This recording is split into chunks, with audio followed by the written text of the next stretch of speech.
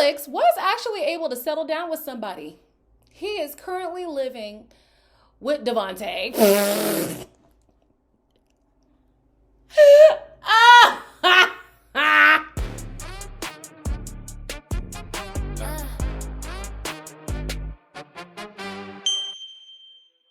Hello everybody, welcome back to my channel. My name is Queenie. For those who don't know me, reviewing Love is Blind Season 10, Episode 13, The Reunion. Before I get into it, please make sure to like this video, subscribe, hit the bell, hype up the video, and leave a comment down below.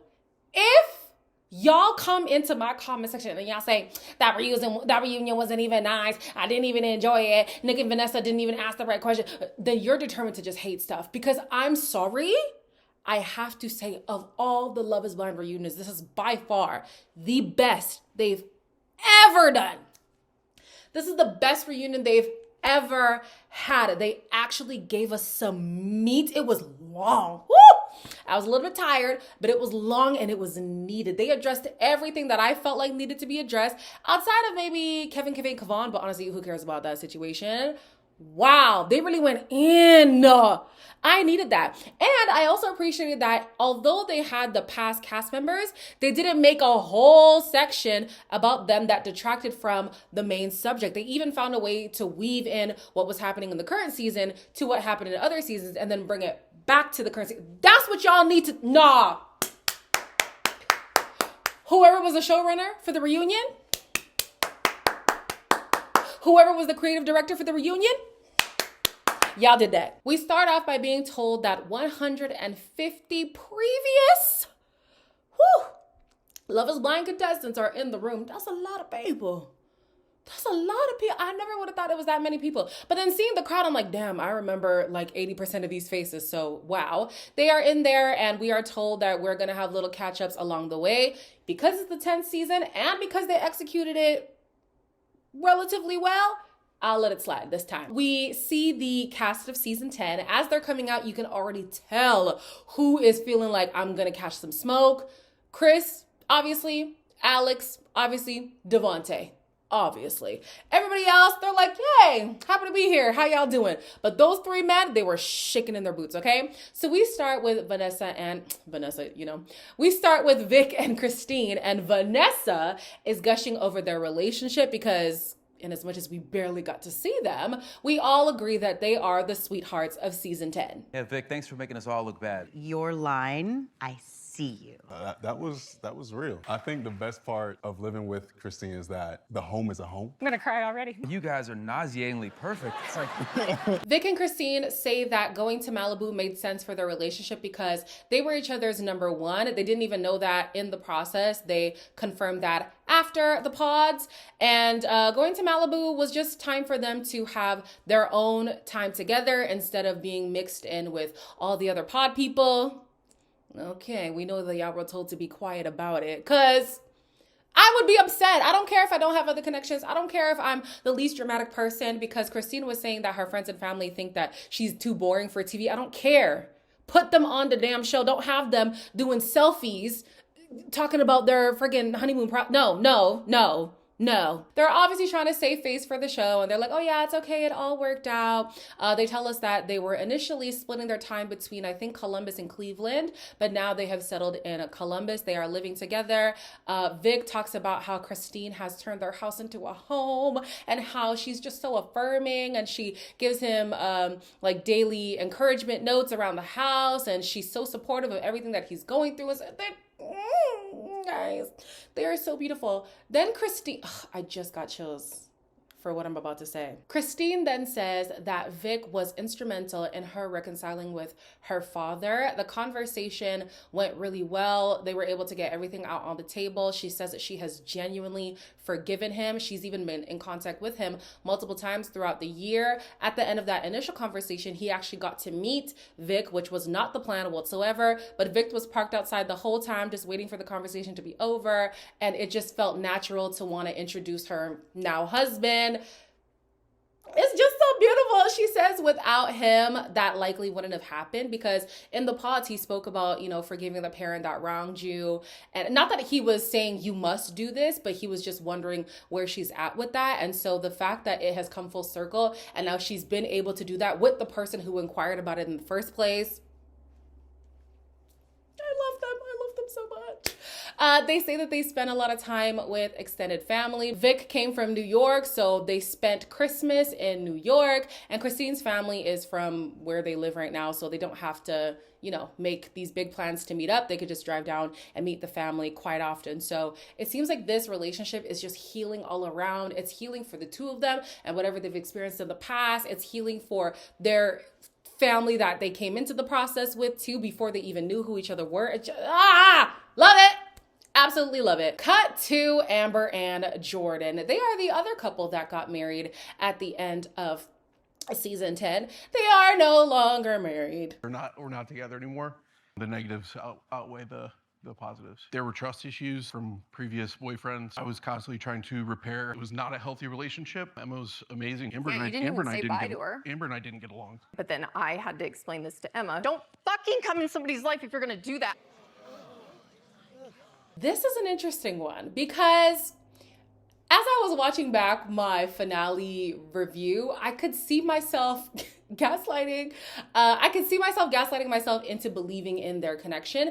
It's actually, I'll say 50-50, right? I did believe that he loved her. I did believe that Jordan absolutely loved Amber. I did believe that Amber loved Jordan, but I had my reservations on why things wouldn't work out.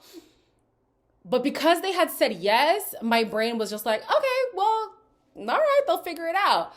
The reasons why things ended, according to Jordan, Amber came in with a lot of hurt from the past. And in their marriage, she was projecting a lot of this hurt onto him, and he felt like that wasn't fair. I'm recalling that conversation they had after he made those comments to the boys about being stressed, walking into an instant family, and how she was projecting in that moment. And I was like, that's not fair. It's not fair for her to give him the silent treatment whenever she's upset with him. It's unfair for her to project that stuff onto him. He's not here to atone for the sins of other men, right? But I also felt like Jordan should have been more transparent with all his feelings regarding being a stepdad and stuff, because it seemed like this news either came out of the blue, or him saying it to this extent was something that she didn't expect to hear, right? Also, liquor was involved. We know, especially when it comes to Amber, it seems like that's not a good mix, okay? That's not a good mix for my sister. So Jordan is like, yeah, things were absolutely toxic. Like, there was even a situation where he was a best man at a wedding, and she completely missed the ceremony. She came plastered to the reception. He then had to put her up like in a hotel or something because he had a fear that she was going to drive drunk. He then left to continue his duties as the best man. And she feels like what he did was just so disrespectful. She was like, oh, I think it's disrespectful that you left me and then went out to party. Let's not skew the details here, because the added context makes it seem like you are the crazy one. But she's here like, no, it's disrespectful that he left me. He didn't just leave you. You came as a mess. He had a duty. He put you in a safe place and continued his duty to keep you from harm. Let's not make it seem like Jordan is the bad guy here, okay? So then she says, I had a vision of marriage. It was supposed to be people who come at the end of the night together. We cuddle, we spend time, we cook together, we wake up together, we do all these things together. And Jordan obviously wasn't ready for that because he never even moved. He wasn't ready for an instant family. He wasn't ready to have that day-to-day life as a married couple. And he's like, again, don't do that to me. I came as often as I could after work and on the weekends. I would cook for you before bed, and I would wake up early in the morning to make it for work the next day. But you told me those visits don't count. If you let Amber speak without Jordan corroborating his own story, you actually would think that Jordan is just a waste man. Like he's just, just this person who was taking up space in Amber's life. But no, he seemed to have been trying. And realistically, yes, in the pods, he did say getting with somebody who's a single mom was likely a deal breaker, and the moving thing was going to be an issue for him. But after they got married, that's not something that's going to happen overnight. He was going to have to slowly transition. So he's like, yeah, I did still go home because I have a place. Amber is then trying to diminish Jordan's efforts. She says that the drive is only 45 minutes, so he shouldn't really be bitching about the distance. And he's like, you are correct. It is 45 minutes and you only made that trip twice. So I'm coming as often as I can during the week and on the weekend, and you only came twice. I think it's rich for her to think that he was going to just give up his place immediately. I think that that was a process that was going to take time. They should have spoken about that, but their issue was not speaking about the things that they should speak about.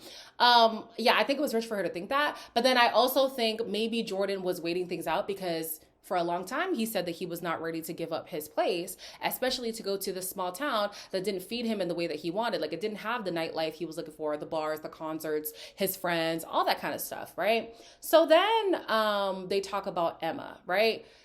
He says, yes, coming in, I didn't want to be with somebody who has a child, but I fell in love with Amber. So I was willing to accept everything that came with being with Amber, which is the fact that she's a mom, right? And he's like, listen, I had a great relationship with Emma. There was nothing wrong. It's just that we were in a toxic relationship. She's like, but you didn't even get to say bye. You didn't even say bye to Emma. And Emma's here making memory boxes of you wishing that you were going to come back. Listen.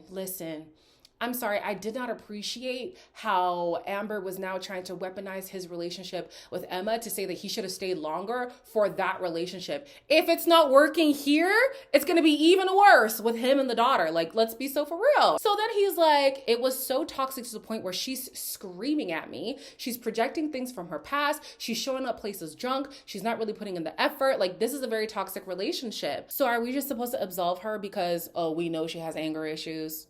Oh, she's a mom. Let's just have some empathy because she's a mom. No. And realistically, the show doesn't talk about it enough, which is likely a deliberate thing. It is very risky for you to come on the show as a parent. You are exposing your child to an absolute stranger. Whether it works out or not, it is a risk, a big one at that. If they were dating, he would have only been dating this woman for 4 months. Yes, you are married. He should have handled it differently. I can say that. He should have handled it differently. I think he should have a formal conversation with Emma. The relationship is so toxic with the mom. What's he supposed to say? Emma's going to be asking questions for why it's not working out. What is he supposed to say? So I get that he was put in a tough situation. He should have handled it differently. I'm just saying I understand that this was a tricky situation. Amber is literally admitting to bad behavior. She was admitting that she's often plastered. She's admitting that she has anger issues. She's not denouncing the fact that it was toxic. She just wished that he stuck it out longer for her to fix herself. Respectfully, you should have sorted that out before you came on the show. You either sort out these demons that you're dealing with, or you set that in motion. You say, yeah, I know I have these problems and I'm working on them in hopes that I will be prepared for marriage. Not you get married, then you decide to fix these things that you already knew were a problem. And I respect Jordan for being like, yeah, if we prolong this, it's going to be very irresponsible. So let me end it now. And her biggest gripe with him is the fact that he ended things prematurely. He should have known how serious it was dealing with her and everything that she had coming into this relationship. And although I do hold space for that, I side with Jordan. We then cut to some crowd questions. AD is talking to Kia and Tyler, who both say that Love is Blind allowed them to be more confident. Kia says that Love is Blind is now one of the pillars that has allowed her to become the woman that she is today. She credits her grandmother and was it Morehouse? I forget which post-secondary institution it was. I'm going to go with Morehouse for now and hope that that's correct. Then we have Cameron, who is asked how fatherhood is going. He says that especially having gone through their fertility journey, he is so excited to now be a dad. This is the thing that he wanted above anything else. Like this is top of the list. I want to be a dad, so that's great. I love that he was gushing over his son, but I do kind of wish he answered the question because Giannina had asked how being a dad has shifted the way that he shows love to Lauren. Although he didn't answer the question, I'm going to answer for him. I think that the love did not change. It just grew. And we love that for them. Amber does come back because she stormed off. And when she came back, she is giving Jordan his props. She's like, honestly, you could be worse. I don't think he is one of those guys that's like a Chris. You're the type of guy that I'm talking about. I do still hate you, but you're not like a Chris. Amber says she learned a lot about herself in the process. She used to be more rigid and now she's a little bit more open, which is great, but you can also see why Jordan probably didn't want to stick around for this rigidness. She also admits that she was in her man-hating era before coming on the show. And I'm sure Jordan felt that, but okay. One thing she loved that she took away from the show is the friendships that she has. She's really close to Jessica and Emma. They look at her as like the mama bear. Honestly, that kind of checks out. I think that both girls have their things. I'm going to leave it there. I think both girls have their things, so it doesn't shock me that these three women have connected in the way that they have. Next is Bri and Connor, who are sitting next to each other, and I was thinking, oh, what's going on here? Bri is asked about her behavior towards Connor and she categorically shuts it down. She's like, listen, that behavior was uncalled for. Yes, we did have banter in our relationship, but I should not have been belittling this man. That was completely unfair to him and I do apologize for that. That's great. Although they did call off their marriage, it seems like their relationship continued and it's still continuing to this day. We are still together, actually. Can finally do that. So you're not living together, but you're next door. Right next door. Me and Chris were like best buddies. Didn't think I'd ever get to that, go that far. First of all, like undercutting your buddy to try and get the girl, I don't think it's ever worked in history. Man, that's kind of crazy. Connor is asked about Chris and he's like, honestly, I can't be bothered with that man. Like, I don't think about him. I don't see him. I don't message him. Like, I just don't. There's nothing to say about Chris. He says that he acknowledged that Chris and Bri were having a long conversation, but it only was at the end of the conversation that he realized what the conversation was likely about. But before that, he was just focused on drinking, playing, not pool, where were the bowling? They were bowling, hanging out with all the other Pod Squad people. Like he just was not checking for that at all. He also says he didn't feel too much of a way because Bri immediately came to him after the fact and was like, hey, I gotta talk to you about what that was all about. Hopefully it was more than what we saw on screen because she missed a lot. Okay, she missed a lot. Connor says that watching it back was eye-opening. He knew that Chris was doing a lot. He just didn't know how far Chris was taking it. He says that he was kind of hurt because he and Chris had a good bond in the pods, and then all of a sudden, you know, here's this man dirty macking on your fiance. So yeah, he doesn't really have a lot of respect or any respect for a man who is willing to throw his own friend under the bus in order to get a girl. Bri is then asked if she indulged the conversation for too long, and she says, yes, I absolutely did. She apologizes to both Connor and to Jess for not shutting down the conversation sooner. Yeah. And we're going to talk about this because, Bri, I see you. You might have gotten your man and you know, you're happy right now and stuff, but Bri, I see you. How you came across on the show is who you are. And there's something later on in the episode that's going to confirm that. But anyways, she apologizes to them. She says that it was always Connor, though she went about it in a silly way. It was always going to be Connor. And she does say, like she said on the show, this is the worst space she has been in mentally. And she just wants to thank Connor for sticking it out because she was not at her best. And he loved her anyways. And she does not take that for granted. Then we get back to AD, who's in the crowd. She's talking to Joey and Sarah. And after a long-winded intro, I'm like, AD, get to the point, okay?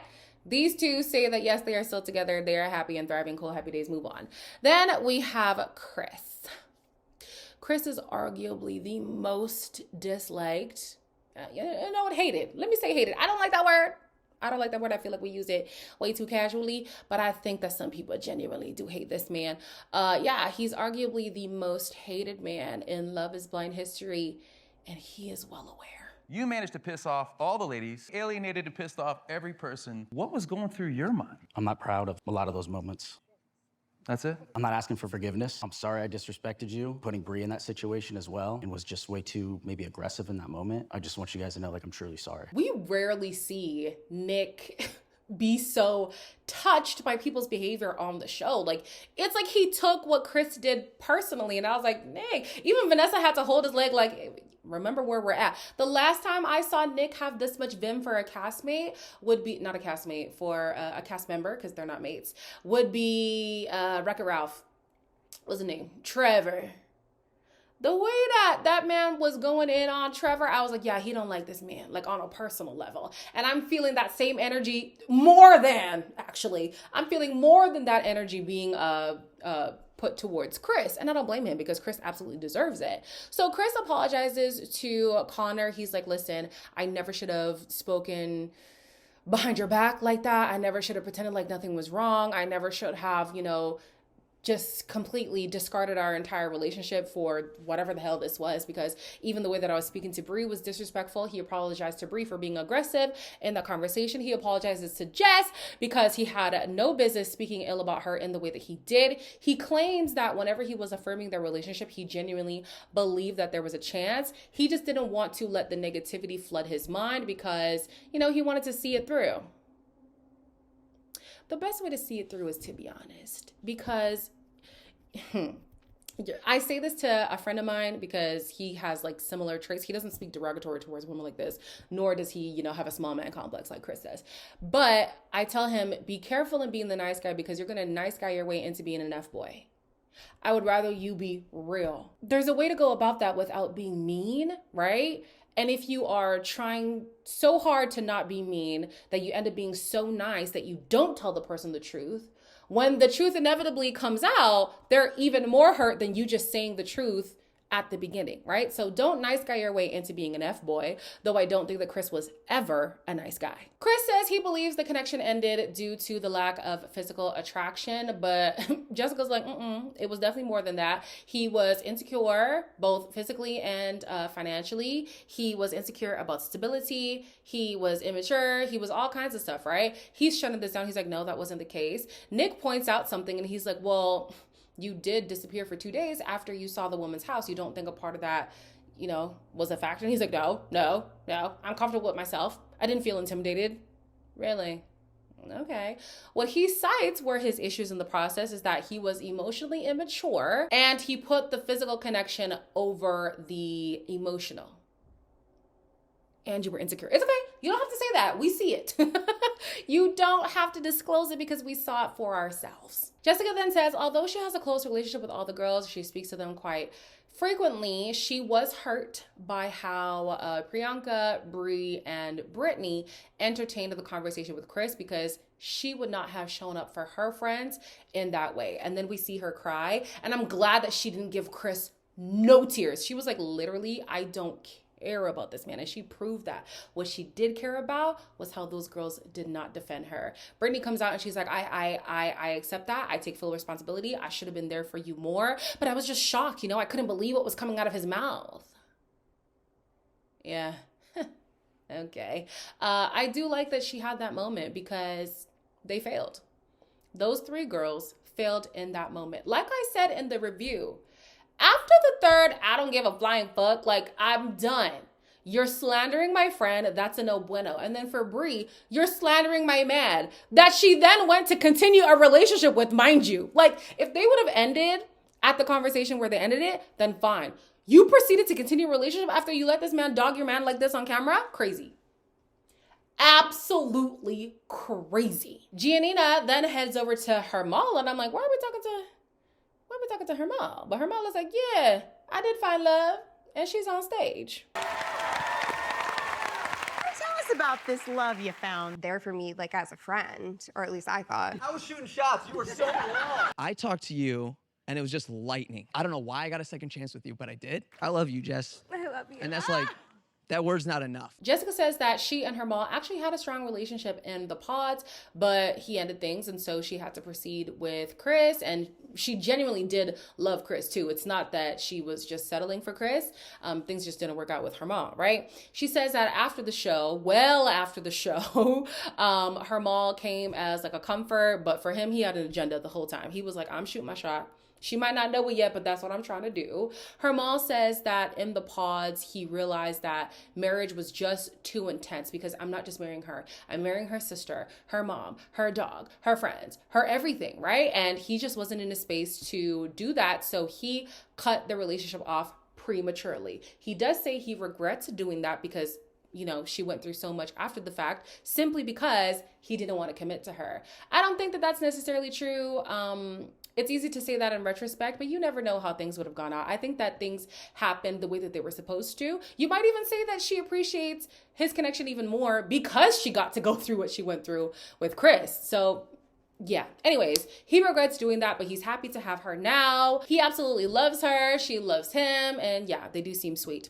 Next, we have Emma and Mike. Mike says he was surprised by the yes at the altar. And I'm like, oh, okay. Apparently, they had a conversation beforehand where they had agreed to say no, but this girl just went rogue and said yes. We were not in the right position to say yes. I just felt blindsided because that question was still unanswered. This was truly such an act of love. We would have had kids eventually. Do you think he didn't understand that moment? Yeah.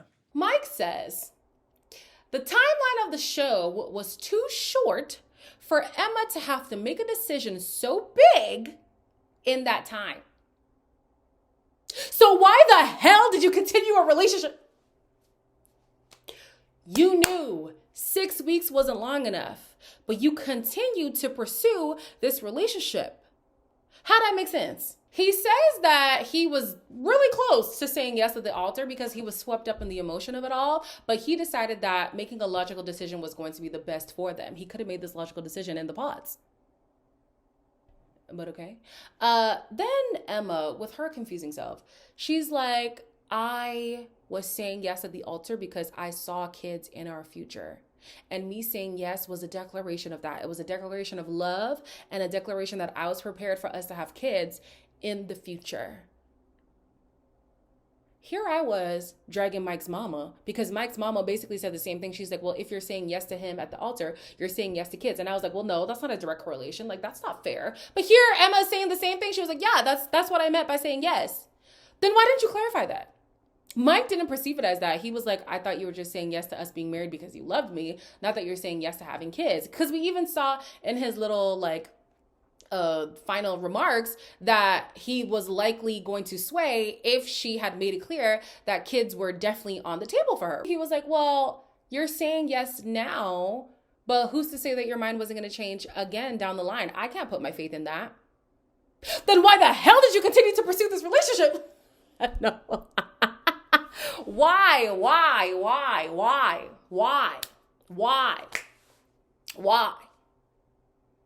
If you did not have faith that she would be able to stick to her guns regarding this decision, why did you continue this relationship? Yes, they can both leave.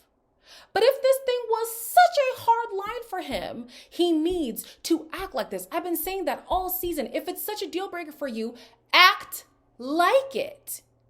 So then he's asked if he's with anybody. He is. He's dating a girl in the crowd. They've been together for 7 months. Whoo, Emma looked hurt. She did. But she says she's single and she's working on herself. Girl, thank God. Because, whew. Alex and Ashley are next, and although they are sitting next to each other, they are very far apart. Alex is asked why his story kept changing, and he's like, I don't know what you are talking about. Can you point to the changes? I don't see there were gaps. I don't know. No, I did not cheat. No, there was no overlap at all. I've lived in Austin 3 different times over the past 4 years. Were you lying? No. Okay. Alex says the Inquisition was only on camera, and Ashley never made an attempt to, figure out the timeline when the cameras weren't rolling. And he's like, if we would have sat down and spoken about it, I could have given you, leases or pay stubs or whatever to help you follow the timeline, right? I don't buy that, but okay. He then says he feels like she was trying to trap him. Interesting. Well, she said the words like trap him and he confirmed. But then her response is, but I gave you every opportunity to be honest.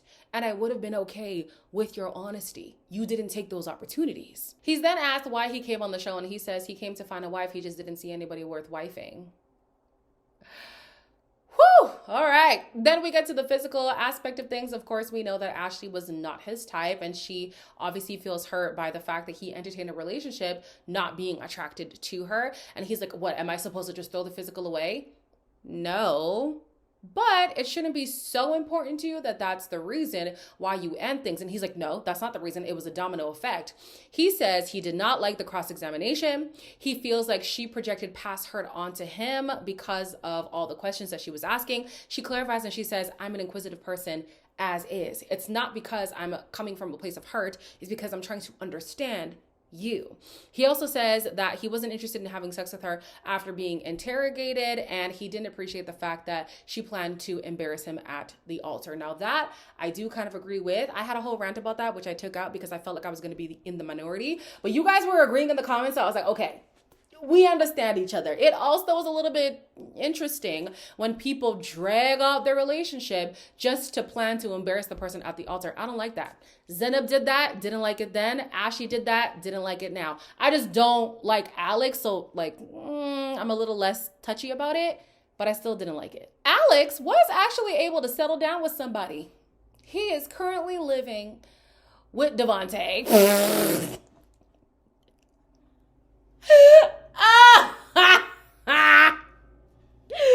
What? You know what? I can't even be shocked that these two are roommates. Like, it makes sense. So on to Britney and Devonte. Britney says she wasn't being delusional. She was believing the words of a man that she loved. To the point of delusion, babe. It's okay. I think I was trusting the person that told me he loved me. For him to say those type of things about me was highly confusing to me. Being more direct with people, I've always struggled with because I don't like hurting people. I could have handled it better. And he still dragged it out for weeks. You know, this isn't it for me. Then say that. Saying it now. Britney says she doesn't like the fact that Devo used the dress thing against her because she made him aware of the fact that she bought a wedding dress before the show, even in the pods. And she said, if you're not okay with that, let me know from now. Obviously, he was okay with that if they continued their relationship, so she didn't appreciate that. She also didn't like the fact that he referred to her as a shadow, which is actually insane to say. It's so insane. But she's like, I had to sacrifice so much of my needs to make you comfortable. I needed that quality time. I needed that physical touch, but I put it on the back burner to make you comfortable, and you're still gonna call me a shadow?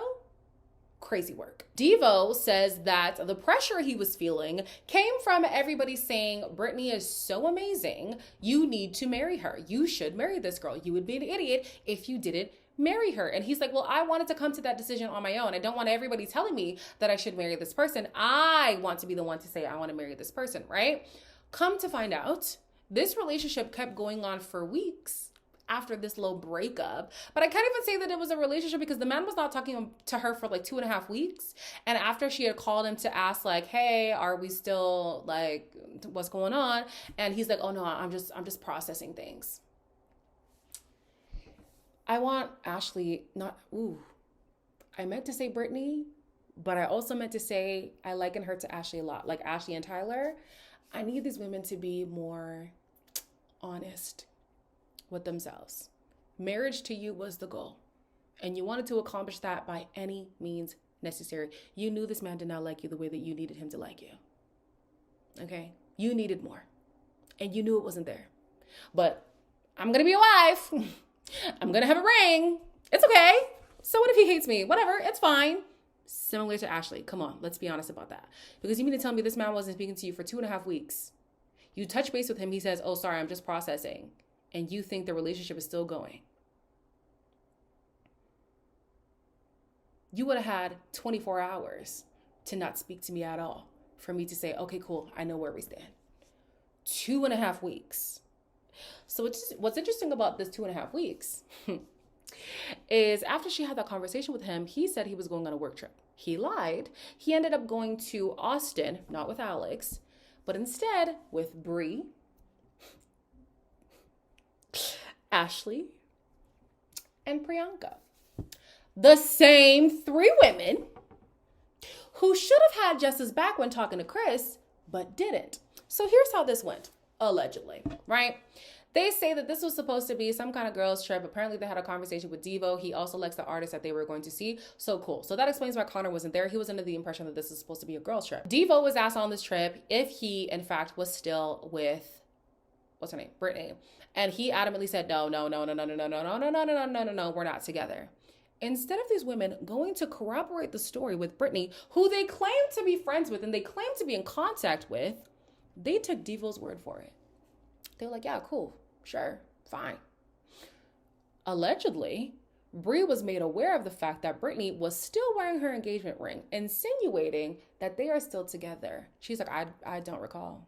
So then they're talking about this Airbnb situation. Apparently, Devo had a separate Airbnb, and Britney's like, that's not true. Bri's like, yeah, he did. Britney's like, that's not true. Now here goes Priyanka talking. She's like, well, I mean, yeah, Devo was supposed to have an Airbnb, but it wasn't confirmed when he landed, so he did stay with me that first night. As if hotels don't exist. Let's not act like he had no choice. Bri is then gonna be like, I don't understand why we have to ask for permission. Like what's the big deal? Y'all are not good friends. Maybe to each other, but definitely not to other people. Y'all don't have no girl code, which actually is not an uncommon thing. I know a lot of people who, when you peel back the layers, they actually don't have girl code at all, which, whatever, to each their own. I would be concerned if I was Connor. That's just me. Bri, I see you. I see you. Your boyfriend might not see you, but we see you. Turns out, Britney didn't even find the information from any of the people who were on the trip. She found out from Amber. And Amber found out from Jordan. If there's somebody who has girl code, who has loyalty, it is Amber. Wish she would work on her relationship stuff, but as a friend, she's a damn good friend. Not the best girlfriend, but a damn good friend. And I love that for her. Then we cut to Britney's dad. I'll be so honest, I was a little bit disappointed, just a smidge. And it's not to say that he shouldn't check up on Devo. So his first question was, Devo, are you okay? And I'm even putting more attitude on that. He was like genuinely concerned, like, are you okay? And I would have been, are you okay? You good? Ho, is you cool? Because what you're not gonna do is play with my daughter. Yeah? Don't play with nobody I love. But he's here. Are you okay? I see you're getting a lot of vitriol. I just want to make sure that you're doing all right. From then on, I disconnected. I'll be honest. Essentially, he's like, yeah, I mean, you're no longer with my daughter, but I just want to make sure that you're fine. I wish you all the best. I hope that you seek help because clearly help is needed. Then he asked if Devo lied, and Devo's like, no, I didn't lie. What I said, I meant. Devo's whole thing is like, I kept things going because I'm not a quitter. And I just wanted to see things through. He also says again that like in previous relationships, he would have been the type of person to just like save face, stay in the relationship for as long as possible, even though he knows he shouldn't be in it because he's trying to be a nice person. He doesn't want to let the person down. Like I said, don't nice guy your way into being an F-boy. And like they're trying to enlighten him and let him see the fact and help him see the fact that he was gaslighting Britney, which he initially denies. But Britney is like, I called you and I asked you if we're working on our relationship. You're telling me now in your mind it was already over. But what did you say to me? You said, yes, we're still together. That is quite literally gaslighting me. Then he's like, oh okay, I guess I can see. Then Devo was asked if he's dating anybody. You bet your ass he is. Two of the most important things for me, to be a husband and a father. I am going to be a father this year. Congratulations. So are you just dating someone? We're engaged. You're engaged? Britney, I'm assuming you're hearing this for the first time. You know, I knew this information. I knew that it was going to be said at the reunion. I knew a lot of stuff that was going on, but this season I just wanted the reviews to just be the reviews. I tried my best to do that. I didn't want to bring in the tea that was circling around, but like, wow, Devo still stunned me. Even though I knew the tea already, still stunned me.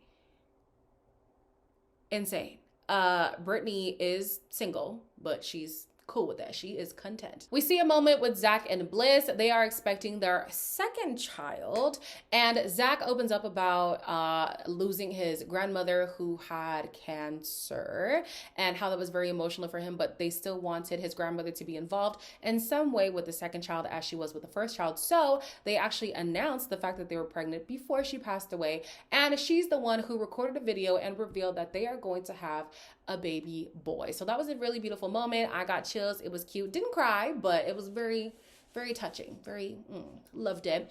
Then they cut back to Vic and Christine. Honestly, I think they're trying to make up for the lack of screen time we got from them. They get a honeymoon gifted by TurboTax. We don't know where they're going, but TurboTax also says that they are giving them a tax assistant or something to help them file now that they are filing as a couple. They then get to sit with the married people. And listen, damn, I've been talking for a long time. We're ending now. I don't know if this is my problem because yes, I am married, but I'm a married person who never platformed marriage. So to see that like the married people had a whole section and like Love is Blind is in a way promoting a lot of like conservative propaganda and stuff. Not to the point where I wouldn't watch the show, but you could tell their views. Like you could tell. I was just like, this is interesting. What's interesting about it to me is the fact that yes, the show obviously ends in marriage, but the process to get to the marriage doesn't emphasize the importance of a healthy marriage. It's just, can you fall in love in the span of 6 weeks? If so, say yes at the altar. Like, okay, but can we get a therapist involved? Can we get some couples counselors? Can we get the family earlier on in the season? Like, can we do some better vetting? Although I do have a controversial opinion about the whole vetting thing. Like, it's like we're putting marriage on a pedestal more than trying to foster healthy relationships, trying to make sure that people come on the show prepared for what the show calls for, whether that is dating or ending up in a relationship. I don't know. It just felt weird to me, that's all. And it seemed like the people who weren't married were like, oh, wow. If the marriage ain't healthy, I ain't clapping for shit. Okay. And I'm not saying their marriage ain't healthy. I don't know them. I don't know what's going on. But like, let's be realistic that health is more important above anything else. That was a little side rant. Don't worry too much about that. What are your thoughts on the reunion? I thoroughly enjoyed myself. Long as it was, it's been 50 minutes. Just so y'all know. 52 minutes, actually. Wow. I enjoyed myself. Y'all let me know your thoughts down below. As always, like, comment, share, and subscribe. And I'll see you in the next one.